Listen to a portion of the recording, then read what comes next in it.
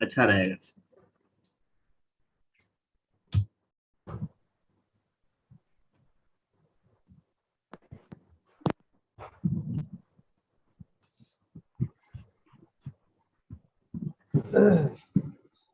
थोड़ा सा आप लोगों को मल्टीमीटर के बारे में मैं बता देता हूँ ताकि आप कंपोनेंट चेक करते समय उसका ये इस्तेमाल कर पाए, राइट। ये सर आपने बोला था ना, ये हमारा मेन हथियार है, ये तो मेन चीज हाँ है। बिल्कुल। देखिए, ये है एक बेसिक मल्टीमीटर के बारे में बता रहा हूँ। आपको कोई भी मल्टीमीटर ना 2000 की रेंज तक का लेना है। 2 ढाई हजार 2000 तक या 2000 से ऊपर जाए जितने का ले लो आप। बस ये ध्यान रखना है कि वो ऑटो रेंज हो। क्या हो? ऑटो रेंज हो, क्योंकि आपने देखा होगा पुराने मल्टीमीटर, जो कई बार आपने देखा होगा, जिसको अगर मल्टीमीटर एक तो 150 रुपए का पीले कलर का आता है, ये कतई नहीं लेना है। ये आता है ना 150-200 रुपए का। हाँ सर। ठीक है, इसको कतई नहीं लेना है। ठीक है, ये वेस्ट ऑफ मनी है पहला। दूसरा, एक हमारे यहाँ और मल्टीमीटर बहुत फेमस है, हम लोग देखते हैं। स्क्रीन शेयर नहीं है। ओके ओके, हम ये कह रहे हैं, ये एक आता है ना, ये येलो कलर का मल्टीमीटर। इसकी तो शकल ही पसंद नहीं है सर। हाँ, ये बिल्कुल भी नहीं लेना है ओम प्रकाश, माइक म्यूट रखो। ठीक है, 150-200 रुपए का मिलता है और बहुत बिकता है। लोग अक्सर टीवी उवी वालों के पास, या इन जो बेसिक्स रिपेयरिंग करने वाले लोग होते हैं उनके पास मिलता है। इसको नहीं लेना है। नेक्स्ट, आप ज्यादातर मार्केट में जाओगे तो मल्टीमीटर एक मास्टेक करके भी आता है। मास्टेक कंपनी का एक मल्टीमीटर आता है, ये वाला बहुत फेमस है। ये ग्रीन कलर वाला है ना जी। ये भी बहुत आपने देखा होगा, मार्केट में फेमस है। 400-500 रुपए 600 रुपए का ये मिलता है। 350-400 रुपए का भी मिलता है। जो भी अलग अलग मार्केट में जो इसकी रेंज मिल जाए, इसमें ओरिजिनल ये बहुत बिकने लगा तो इसका डुप्लीकेट भी आने लगा। हालांकि ये बहुत मजबूत है, लेकिन इसका भी इस्तेमाल नहीं करना, इसको भी नहीं खरीदना है। ऑटो नहीं है ना ये तो। हाँ, इसमें ऑटो रेंज नहीं। एक्चुअली में होता क्या है, देखिए यहाँ लेफ्ट साइड में एकदम जहाँ नीचे बजर है, देख पा रहे होंगे।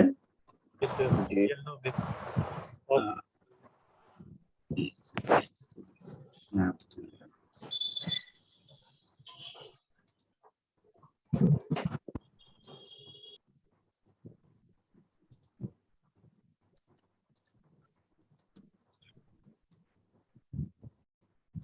देख रहे हैं ना।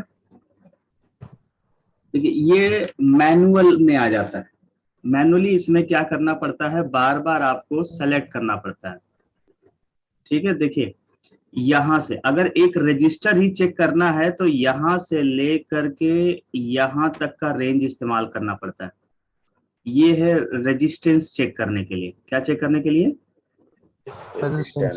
अब देखो, आपके पास जो रेजिस्टेंस आपके पास सीधे लगा हुआ है मदरबोर्ड पे, आपको नहीं पता कि वो किस वैल्यू का है। ठीक है, हाँ ये करेक्ट बात। आपको पता ही नहीं है। आप अगर स्कीमेटिक नहीं खोले हुए हो तो आपको वैल्यू नहीं पता है। कई बार बिना स्कीमेटिक खोले भी हमें वैल्यू चेक करना होता है कि ये कितने ओम का है। जी। सपोज दैट अगर इसकी वैल्यू 500 किलो ओम है। कितना किलो ओम है? 500 किलो। लेकिन आपको शुरुआत कैसे करना होता है? पहले 200। पहले तो आप स्टार्ट करोगे तो 200 की रेंज पे आप नॉब सेट करोगे, तो इसमें दिखाएगा ओएल। क्या दिखाएगा? ओएल। फिर 2 के में लगाएंगे। सेकंड टाइम पे जब आप नॉब को सेकंड करेंगे तब भी ये ओएल दिखेगा। 2 बार हो गया। तीसरी बार आप 20K में करेंगे इसको, है ना, तो यहां पर भी ओएल दिखा देगा। फिर 200K की रेंज पे रखेंगे तब भी ओएल दिखाएगा। जब 2M की रेंज में लगाएंगे तब ये 0.500 मेगा ओम दिखाएगा, है ना। जी।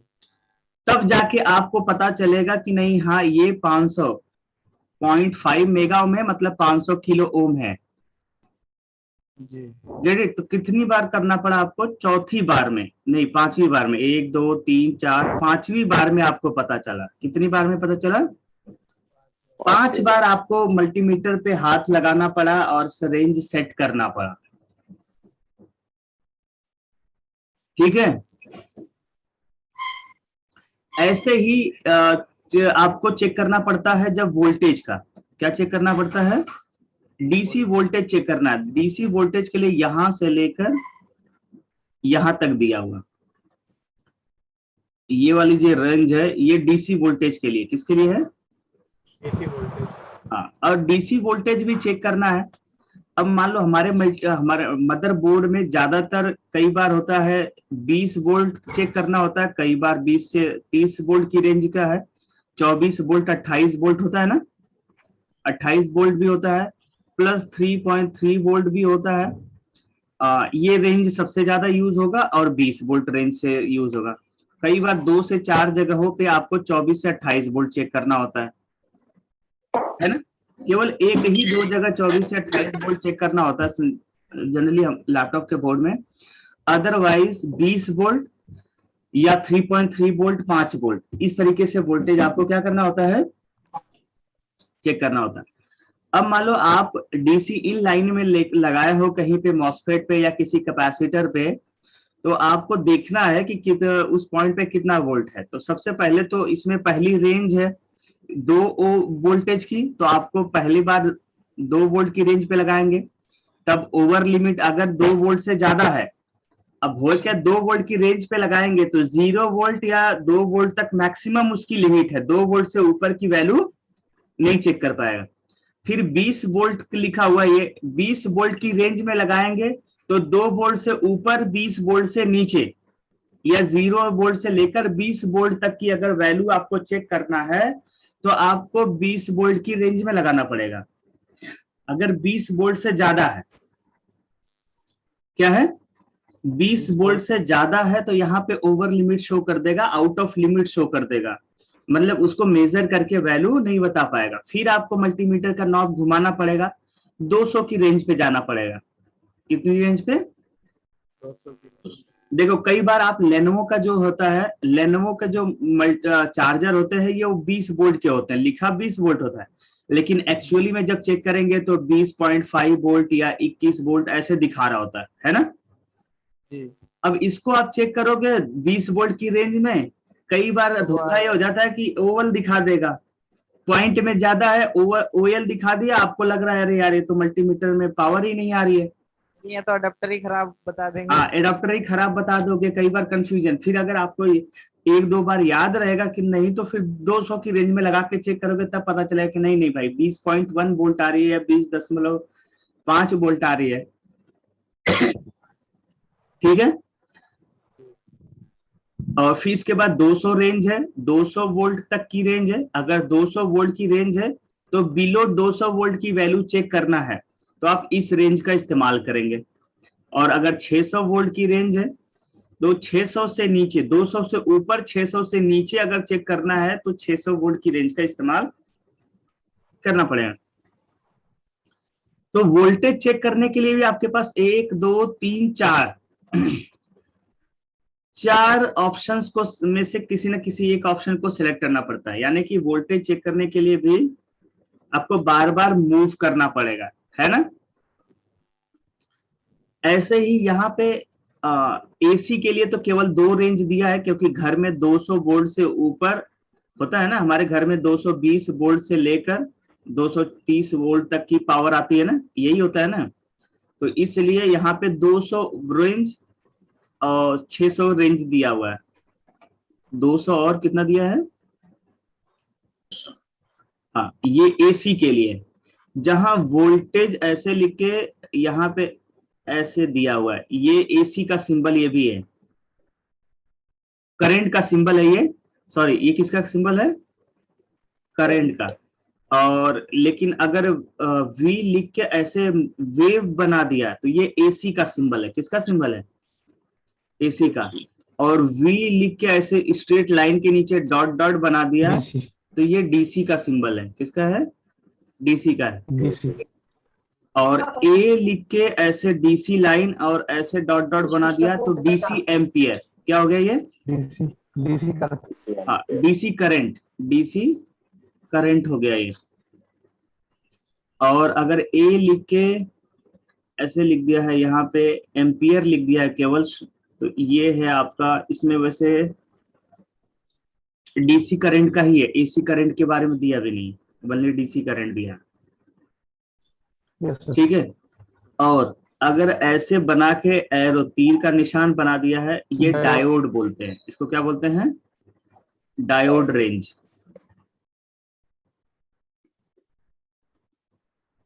डायोड रेंज बोलते हैं इसको, कि डायोड को चेक करना है। डायोड से भी कई चीजें, डायोड से ट्रांजिस्टर बना होता है, डायोड से ही मॉसफेट बना होता है, और डायोड, सिंपल डायोड और जीनर डायोड, शॉर्टकी डायोड।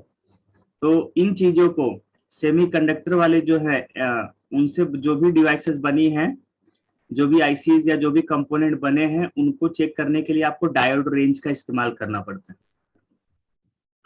और डायोड के साथ ही देखिए बजर रेंज है। क्या है? Buzzer range. यहाँ पे ऐसे डॉट करके फिर ऐसे बड़ा, फिर ऐसे बड़ा, फिर ऐसे बड़ा जो बना हुआ है, ठीक है, ये बजर रेंज कहलाता है। या स्पीकर कई बार बना होता है ऐसे, क्या होगा, स्पीकर बना होगा, ऐसे आवाज निकलती हुई दिखाएगा, तो ये इसको बजर रेंज कहते हैं। बजर रेंज, बजर रेंज या कंटिन्यूटी रेंज बोलते हैं। Continuity mode. हाँ, कोई चीज कंटिन्यूअस है या नहीं है, बीच में ओपन सर्किट नहीं होना चाहिए। ठीक है, ओपन नहीं होना चाहिए। तो अगर कंटिन्यूटी चेक करना कि कोई वायर है वो बीच से ब्रेक नहीं है, तो कंटिन्यूटी रेंज या बजर रेंज का इस्तेमाल करते हैं। ठीक है, beep range, buzzer range, continuity range, तीनों एक ही बात है। अब देखो यहाँ पे इस पीले वाले ऑप्शन पे दो ऑप्शन दिया हुआ है, पीले वाले पे दो ऑप्शन दिया हुआ है, एक डायोड बना है और एक बजर बना हुआ है। अब इन दोनों में से कोई एक सेलेक्ट करना है, तो ये सेलेक्ट बटन होता है। ये क्या होता है? Select button. एक बार प्रेस करोगे तो यहाँ पे ऊपर डायोड का सिंबल बन के आ जाएगा, यानी डायोड रेंज सेलेक्ट हो गया है। दोबारा प्रेस करोगे तो फिर स्पीकर का सिंबल बन के आ जाएगा, मतलब बजर रेंज सेलेक्ट हो गया है। ऑप्शनल है, मतलब दो ऑप्शन दिया है तो उसमें से किसी एक ऑप्शन को सेलेक्ट करना है, तो सेलेक्ट बटन बोलिए या चूज बटन बोलिए, क्या चाहिए? ठीक है। लेकिन फिलहाल मैनुअल अगर आपके पास है तो काम अभी के लिए आप फॉर द टाइम बीइंग, आप अगर केवल प्रैक्टिस करने के लिए इस्तेमाल करना चाह रहे हैं तो इस तरीके से आप ऑप्शन सेलेक्ट करके यूज कर सकते हैं। अदरवाइज इस तरीके के मल्टीमीटर को हम लोग रिकमेंड नहीं करते हैं। एक बात आती है ट्रू आरएमएस लिखा होना। ट्रू आरएमएस क्या है? True value. ठीक है, यहां पे देखिए ट्रू आरएमएस नहीं लिखा हुआ है। ट्रू आरएमएस का मतलब ये समझ लीजिए कि इसकी वैल्यू ऊपर नीचे हो सकती है, उसके लिए ये मल्टीमीटर जिम्मेदार नहीं है, समझ लीजिए। ठीक है, थोड़ी बहुत ऊपर नीचे वैल्यू ये बताएगा ही बताएगा, क्योंकि इस पे ट्रू आरएमएस और इसके जो प्रॉब है उनकी रेजिस्टेंस, इंटरनल रेजिस्टेंस मिनिमाइज्ड, अर्थात जीरो के इक्विवेलेंट नहीं होगी, जीरो के इक्विवेलेंट नहीं होगी। ठीक है, दूसरा ये भी होता है ना कि मल्टीमीटर कितने काउंट का है, कितने डिजिट का, कितने काउंट का है। ठीक है, या कहते हैं कि फ्रीक्वेंसी, स्पीड भी होती है मल्टीमीटर की, कि कितना फटाक से मल्टीमीटर कैलकुलेट करके वैल्यू एग्जैक्ट बता दे रहा है। ओके, तो न तो इनकी काउंट अच्छी, लगभग ठीक है, लिखने को तो 4000 काउंट, 6000 काउंट लिख दिए जाते हैं, और स्पीड भी नॉर्मल ही होती है, स्पीड के बारे में जिक्र ही नहीं किया होता है। और ट्रू आरएमएस भी मतलब यानी कि एक स्टैंडर्ड पैरामीटर्स होते हैं मल्टीमीटर्स वगैरह के भी, कि वो कितनी स्पीड और एक्यूरेसी कितनी अच्छी है, तो उसका सर्टिफिकेशन एक तरह से इसके पास नहीं है ना, इस पे नहीं लिखा है कहीं ट्रू आरएमएस। इसको छोड़ते हैं हम। नेक्स्ट हमारे पास है एक ये, ठीक है, DT17N, ये ऑटो रेंज लगभग ऐसे ही सभी के होंगे। कोई भी आप देख है, आप चाहे फ्ल्यूक का ले सकते हैं, ठीक है। आपको जो लेना है वो, बस ये है कि हायर क्वालिटी का आप चाहे तो, इसमें पहले हमने बताया ना फ्ल्यूक, ये बहुत अच्छे होते हैं। और डीटी के हायर रेंज यूनिट का होता है, यूनिट का डीटी जो है, यूनी का डीटी सीरीज कोई भी ले लीजिए आप। और आपका मास्टिक का भी अच्छा होता है, जो अभी हमने देखा, मास्टिक का हायर रेंज भी ले सकते हैं, ठीक है। और कौन से हैं, जैसे हमारे पास हम यूज कर रहे हैं, ये सनशाइन यूज कर रहे हैं हम, तो सनशाइन और मास्टिक दोनों यूज कर रहे हैं, ठीक है।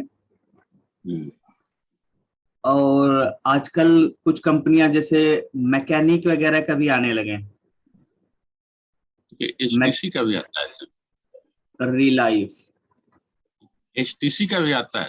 हाँ जी, एसटीसी का आता है, मीको, HT, हाँ जी, मीको का भी आता है सर। हाँ मेको, यस सर। मेरे पास आने को तो बहुत आते हैं, मेरे पास तो मेट्रो का है सर। मेट्रो का भी आता है, बिल्कुल।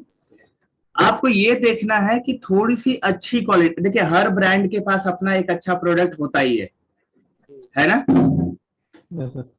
हाँ, तो उसमें से वैसे साइंटिफिक का, एलिगेंट का बहुत हायर रेंज के आते हैं, रीगल का, तो अब तो सर आप ही हो, आप ही से मंगाएंगे ना, अब हम इधर उधर क्यों जाएंगे, तो आप ही से लेंगे सारे।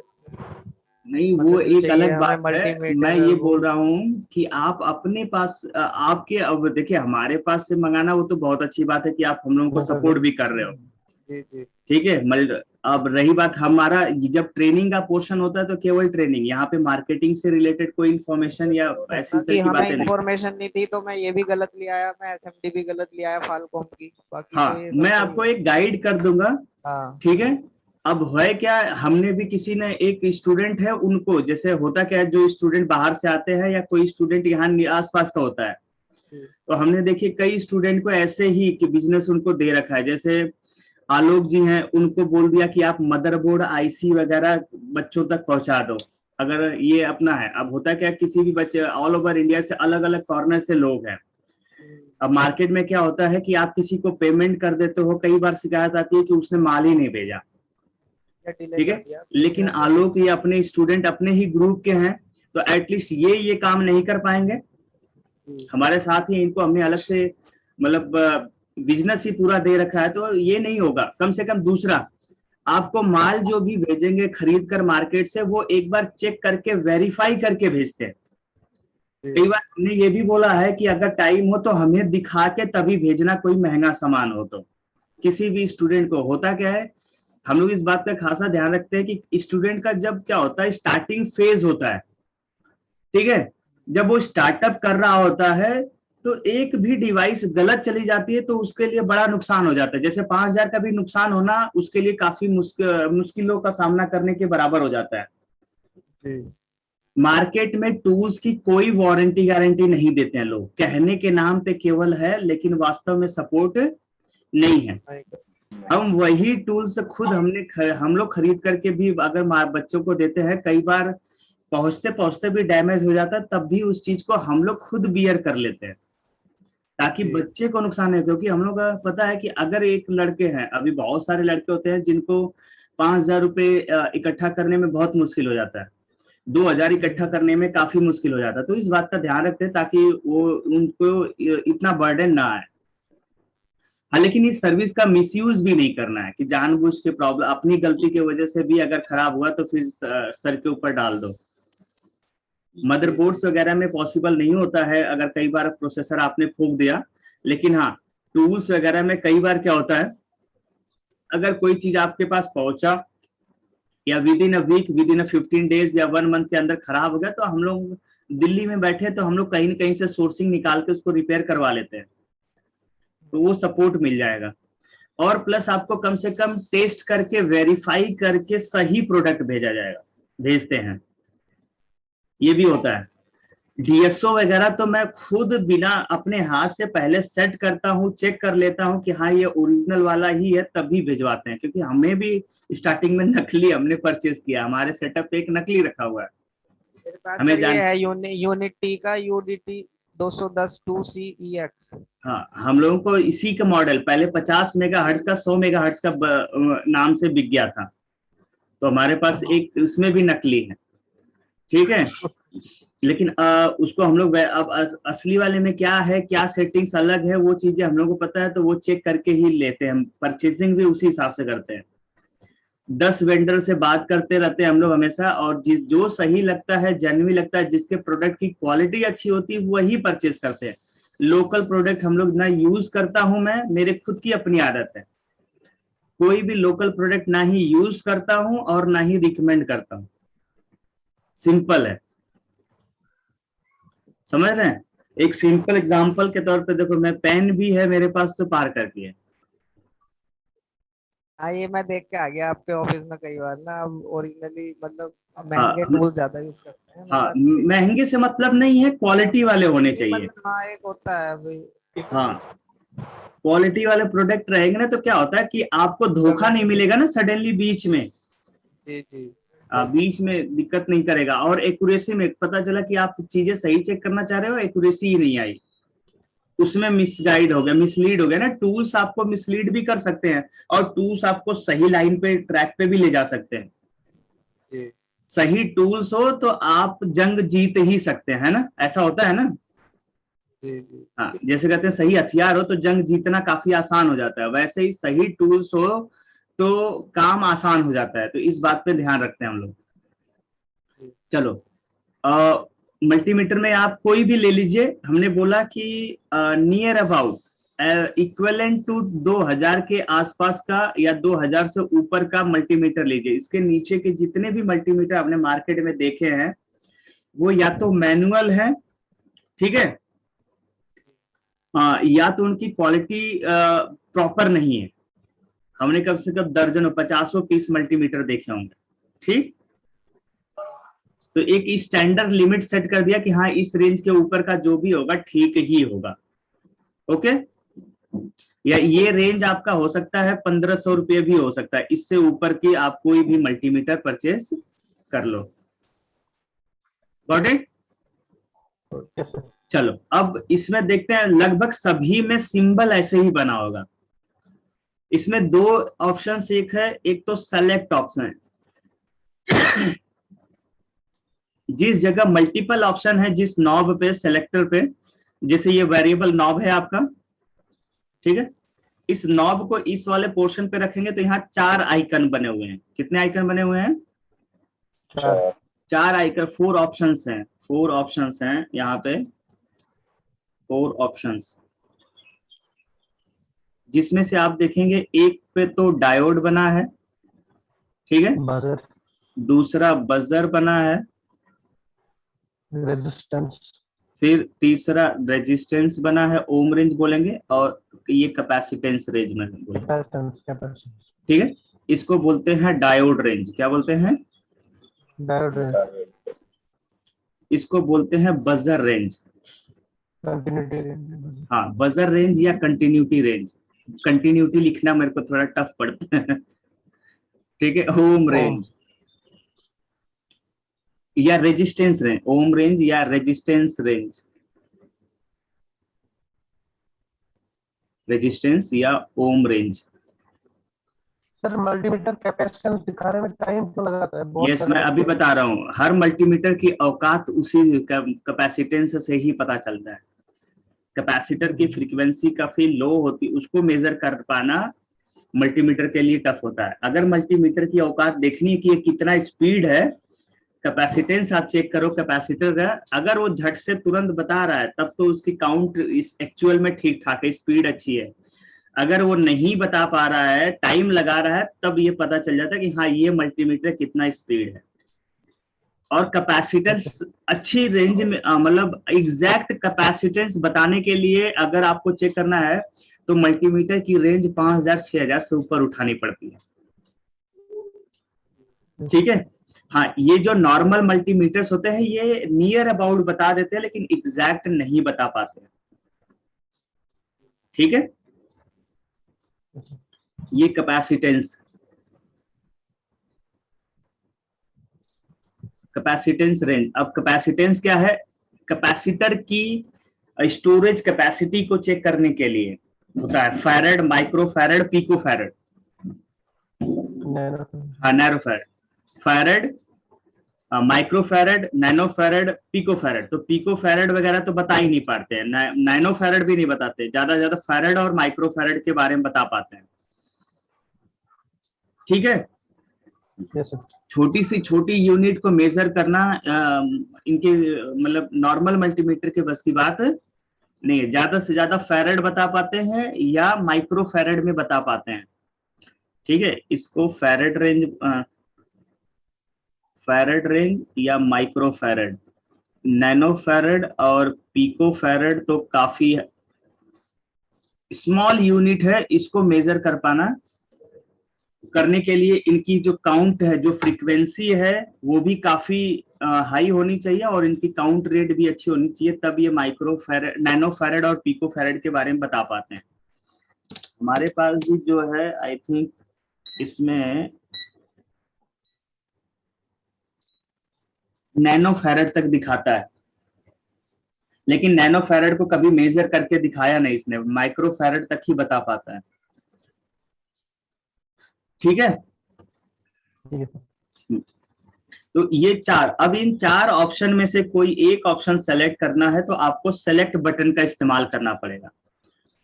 जितनी बार मल्टीपल टाइम्स, जब जितनी बार आप प्रेस करेंगे, एक बार प्रेस करेंगे तो अलग ऑप्शन आएगा, दूसरी बार प्रेस करेंगे तो फिर ऐसे करके आता है। तो देखिए मैं दिखा देता हूँ ऐसे सेलेक्ट करके भी।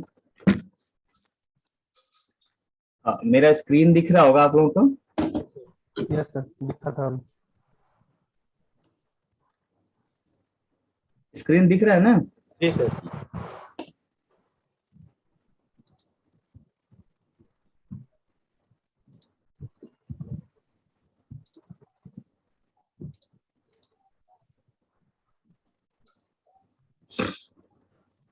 देखिए यहाँ पे नैनो, एक सेकंड,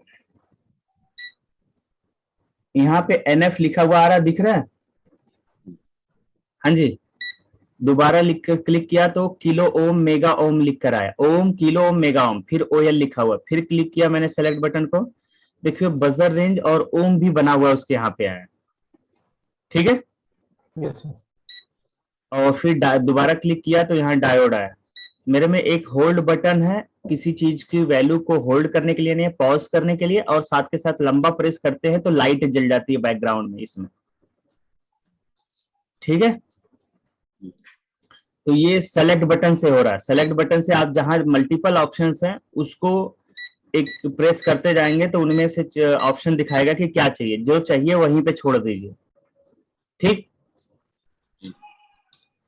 सेलेक्ट बटन को आप इसका इन ऑप्शन में से यूज करने के लिए सेलेक्ट बटन या चूज बटन भी कह सकते हैं इसको, या चूज बटन। ठीक है, इसके बाद तो बाकी सारी चीजें ऐसी हैं, सबसे ज्यादा हम इसी ऑप्शन का यूज करते हैं, सबसे ज्यादा इसी ऑप्शन का यूज करते हैं। ठीक है, सबसे ज्यादा इसी ऑप्शन का हम लोग यूज करते हैं, मल्टी। उसके बाद जहां पे ऐसे लिख के ऐसे डॉट डॉट बना है, ये DC रेंज है, इसी के जस्ट नीचे वाला एक मिली वोल्ट है, मिली वोल्ट जो बहुत छोटा है, और अगर टेम्परेचर मेजर करना है तो उसके लिए इसमें टेम्परेचर मेजर करने वाला भी ऑप्शन दिया इस मल्टीमीटर में। अदरवाइज हम यहाँ वोल्ट रेंज है नीचे, या नीचे जहां ऑफ है, ऑफ से पहला ऑप्शन AC रेंज है। ठीक है, पहला ऑप्शन जो है ऑफ के तुरंत बाद क्या है, देखिए ये तो ऑफ बटन है ना, ऑफ रहेगा मल्टीमीटर। इसके ऊपर जस्ट पहला ऑप्शन है, पहला ऑफ है, चलो दूसरा हम मान लेते हैं AC वोल्टेज के लिए, किसके लिए है, AC वोल्टेज, और तीसरा DC वोल्टेज। ठीक है। आपके मदरबोर्ड पे एवरीवेयर सारी जगह पे डीसी वोल्टेज ही चेक करना है। जो मदरबोर्ड है आपका इलेक्ट्रॉनिक्स है, इलेक्ट्रॉनिक्स मतलब डीसी डिपेंडेंट, यानी मदरबोर्ड पे आपका एसी वोल्टेज कहीं पर नहीं बनता है, कहीं पर भी एसी वोल्टेज आपके मदरबोर्ड में अवेलेबल नहीं होगा। ठीक है, ठीक है। तो इसका तो हम लोग इस्तेमाल, हाँ एडाप्टर का जो या आपके बोर्ड में जो पावर आ रही होती है ट्रांसफार्मर वाली का, उसको जब कभी चेक करना है तब आप एसी का यूज करते हैं। हम तो हमारा अगर खुद का अगर एक्सपीरियंस बताए तो हम इसका 1% भी नहीं करते, बिलो 1%। क्या है, बिलो 1% यूज करते हैं, क्योंकि हमें एसी से झटका लगा था, मरते मरते बचे से, तब से एसी से ऐसी दुश्मनी होगी कि उस जिधर एसी दिखता उस रास्ते जाना ही बंद कर देते। अच्छा, कैसे लग गया था सर? हाँ, वो लग गया था, पेंटिंग कर रहे थे, दीवार पे पानी वानी मार रहे थे, उसी में लग गया था झटका। तो एसी तो बिल्कुल, इसलिए एसी रेंज भी नहीं पसंद। ठीक, और इलेक्ट्रॉनिक्स पे एसी रेंज का यूज हम लोग नहीं करते हैं। रेयरली कहीं पर मान लीजिए कोई बैकलाइट की सर्किट है, कहीं पे ऑसिलेटर ऑसिलेशन वाला का है, कहीं स्विचिंग का करके बनाया गया होगा तो वहां पे कभी कभी यूज कर सकते हैं। अदरवाइज एसी फ्रीक्वेंसी मदरबोर्ड पे चेक करना होता है, लेकिन एसी वोल्टेज नहीं चेक करना होता। ठीक, आपका सेकंड सबसे ज्यादा यूज होने वाला जो इसमें ऑप्शन है, डीसी वोल्टेज का जो रेंज है ये। ठीक है, इसको भी हम स्टार मार्किंग कर दे रहे हैं, मतलब ये सबसे ज्यादा हम लोग यूज करेंगे, डीसी वोल्ट का जो रेंज है। और डीसी वोल्ट में इसको बार बार आपको सेलेक्ट नहीं करना है। डीसी रेंज पे अगर आपने एक बार सेलेक्ट कर दिया तो चाहे 1 वोल्ट हो, चाहे 3.3 वोल्ट हो, चाहे 1.5 वोल्ट हो, चाहे 0.95 हो। फिर मदरबोर्ड में आप क्या कितना चेक करते हैं, स्टार्टिंग में 20 वोल्ट, 24 वोल्ट, 28 वोल्ट, फिर 6 वोल्ट, फिर 3.3 वोल्ट, ऐसे ही ना, फिर 12.5 वोल्ट। ठीक है, फिर 3.3 वोल्ट कॉइल की, 5 वोल्ट कॉइल की, रैम की पावर 1.5, 1.35, 1.25, उसके बाद रैम के बाद 1.8 वोल्ट, उसके बाद 0.95 वोल्ट, फिर 1.05 volt, 0.95 volt, 1.79 volt CPU core. यही पावर्स है आपकी। तो इनमें से कोई भी पावर चेक करना है, आप डीसी वोल्ट की रेंज में अपना मल्टीमीटर सेट कर दीजिए, आपका लगातार वो वैल्यू दिखाएगा।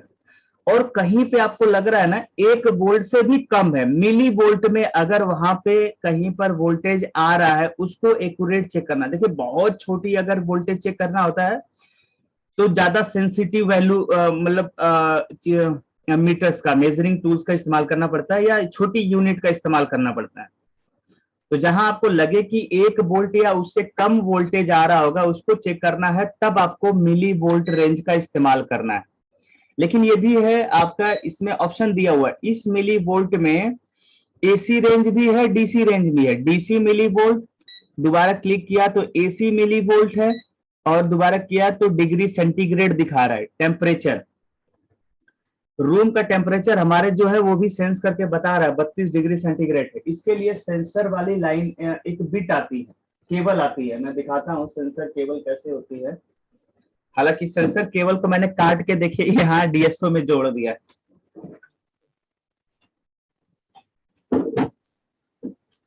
टेम्परेचर मेजर करने के लिए भी इस तरीके की ये केबल आती है।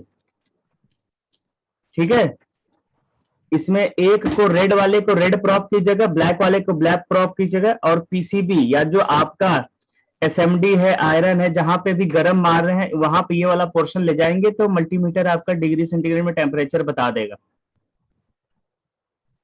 ओके, अब जब आप एसएमडी खरीदते हैं तो अगर आपके मल्टीमीटर में टेम्परेचर काउंट करने वाला ऑप्शन है तो देख लीजिए कि क्या रियल टेम्परेचर सही दिखा रहा है। अगर आपने मल्टीमीटर या एसएमडी को 450 डिग्री सेंटीग्रेड पे रख दिया और उस समय उसको ऑन करिए और मल्टीमीटर से चेक करिए कि क्या वो जो हीट निकाल रहा है वो एग्जैक्टली 450 ही आ रहा है या उससे कम आ रहा है। ठीक है, जैसे आपने दीपक भाई फॉल्कन का खरीदा है तो उसकी टेम्परेचर सेंसर जो है आप एक बार मेजर कर लेना, मे बी एक्यूरेट हो, मे बी मतलब ज्यादा एक्यूरेसी उसकी हाँ सर इसमें जो अपना टेम्परेचर वाला जो ऑप्शंस दिया है, क्या अगर अपन इसको अपनी किसी कंपोनेंट के आसपास ले जाते हैं, अगर हीट हो रहा होगा तो उसका भी टेम्परेचर आएगा?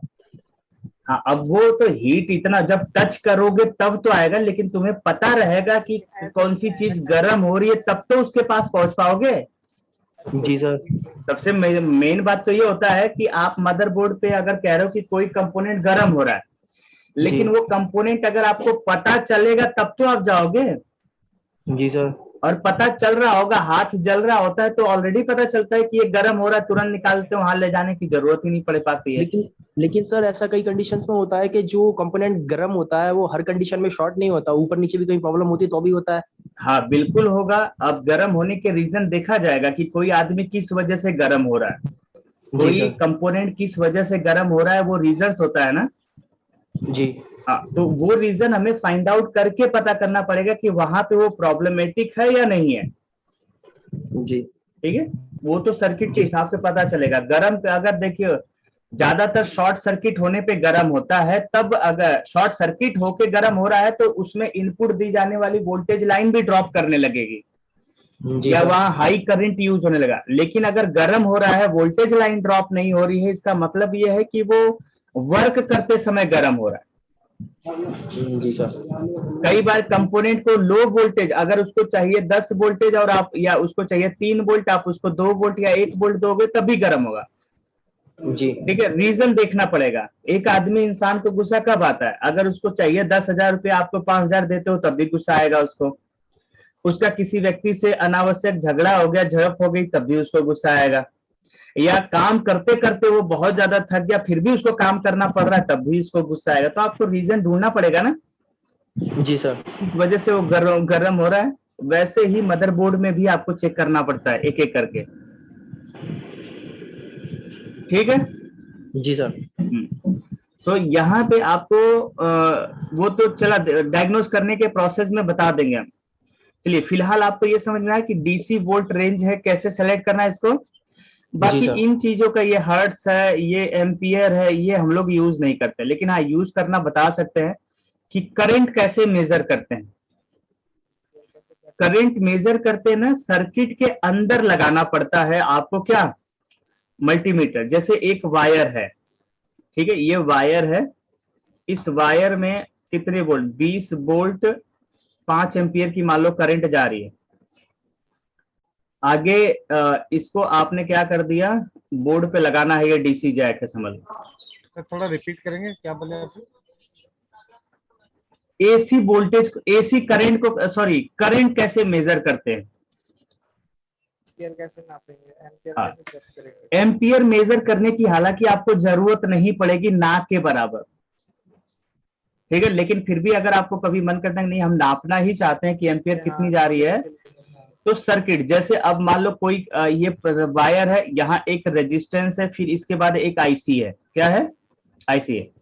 तो आपको देखना है इसमें से जो कितनी वोल्ट और कितनी करंट जा रही है। अब करंट चेक करना है आपको। वोल्टेज चेक करने के लिए तो एक तो ग्राउंड पिन होता है ऐसे कहीं पर भी स्क्रू में, यहाँ पे ब्लैक प्रॉब रख दिया आपने, रेड प्रॉब यहाँ पे रख दिया सीधे सीधे, और मल्टीमीटर को डीसी रेंज में सेट कर दिया। ठीक है, डीसी रेंज में सेट कर दिया तो ब्लैक प्रॉब और रेड प्रॉब, रेड वाली प्रॉब यहां रख दिया और ब्लैक प्रॉब यहां रख दिया, है ना। डीसी दिखा देगा कि 10 वोल्ट आ रहा आपका। ठीक है, ये तो इजीली पता चल गया कि आपको कुछ बस पॉइंट पे टच करना है। लेकिन अगर यही ऐसे है जा रहा है, ठीक है, आईसी के अंदर जा रहा है ये वोल्टेज और करंट, तो हमें क्या करना होता है, और इस समय मल्टीमीटर से आप एसी करंट चेक करना चाहते हैं। क्या चेक करना चाहते हैं? करंट। तो करना क्या पता है कि रजिस्टर का एक सिरा उठाना पड़ेगा। ठीक है, मल्टीमीटर की 2 वायर, तो एक वायर को यहां पे लाके लगा दीजिए, दूसरी वायर को यहां पे लगा दीजिए, इस वाले पॉइंट पे। ठीक है, तो जो ये पाथ है, अब जो करंट इसमें से जा रही थी वो इधर जाएगी, इसमें से होते हुए मल्टीमीटर में जाएगी, और मल्टीमीटर से घूम के जब रिटर्न वापस आएगी और इधर की तरफ जाएगा, तब जाके मल्टीमीटर बता पाएगा कि इसमें से कितनी करंट पास हो रही है। यानी कि ट्रैक के अंदर मल्टीमीटर को पाथ बनाना पड़ता है। यानी जो वोल्टेज या जो करंट फ्लो हो रही थी उसके रास्ते में मल्टीमीटर को एज ए रास्ता बनाना पड़ता है। तो उसमें से होकर जब करंट बाहर निकलेगी तब उसको करंट को कैलकुलेट कर पाएगा। ओके, यानी पाथ में मल्टीमीटर को आपको ऐड करना पड़ा और मल्टीमीटर को रेंज भी आपको सेट करना पड़ेगा कितने एम्पियर। तो एम्पियर वाले प्रॉप पे इसको रख दीजिए, रेड वाले, इस पे रेड लगा दिया, आज लगा दिया आपने, और ब्लैक वाला यहीं पे रहेगा, ब्लैक प्रॉप, ठीक है। और इसमें से होकर जब करंट पास होगी तभी वो मेजर कर पाएगा। करके भी दिखा देंगे प्रैक्टिकली, ठीक। हाँ जी,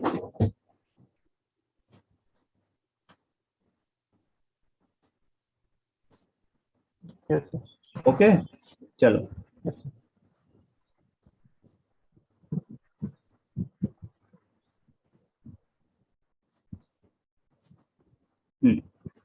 चलिए, ये हो गया एम्पियर मेजर करने के लिए या करंट मेजर करने के लिए। आप मोस्टली सबसे ज्यादा यूज किसको करेंगे इनमें से? पहला तो डीसी, पहला डीसी रेंज है ना, पहला आप सबसे ज्यादा यूज करेंगे DC volt range, DC volt range. और दूसरा आप कंपोनेंट टेस्टिंग के लिए, ये कंपोनेंट टेस्टिंग के लिए ही ये चारों ऑप्शन, जो चार ऑप्शन आए हैं, है ना, ये कंपोनेंट टेस्टर है। इससे क्या कर रहे हैं, ये कंपोनेंट टेस्टिंग के लिए, ठीक है। सो आई होप कि आपको अपने मल्टीमीटर के बारे में समझ में आया होगा कि आप अपना मल्टीमीटर यूज कर पाएंगे।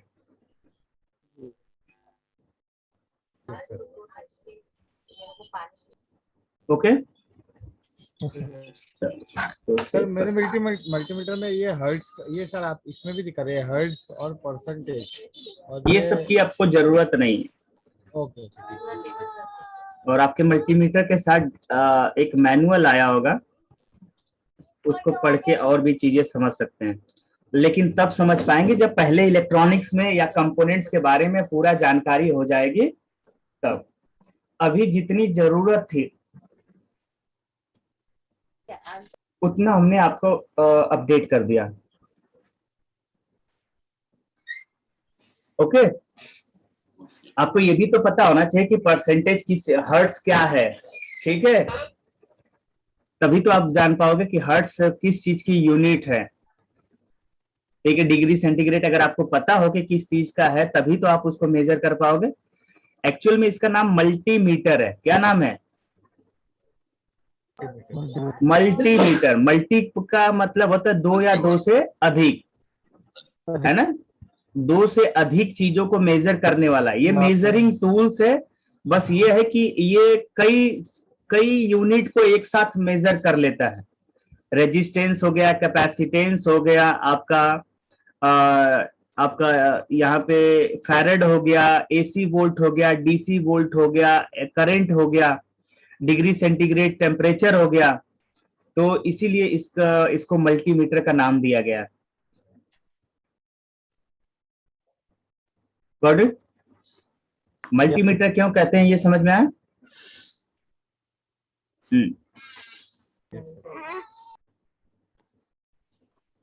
इसको भी सेव कर देता है। यस ऋत्विक,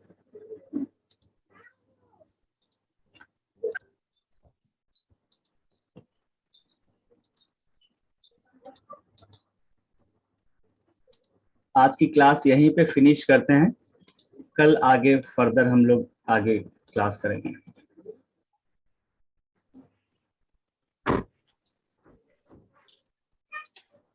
किसी को कुछ पूछना है?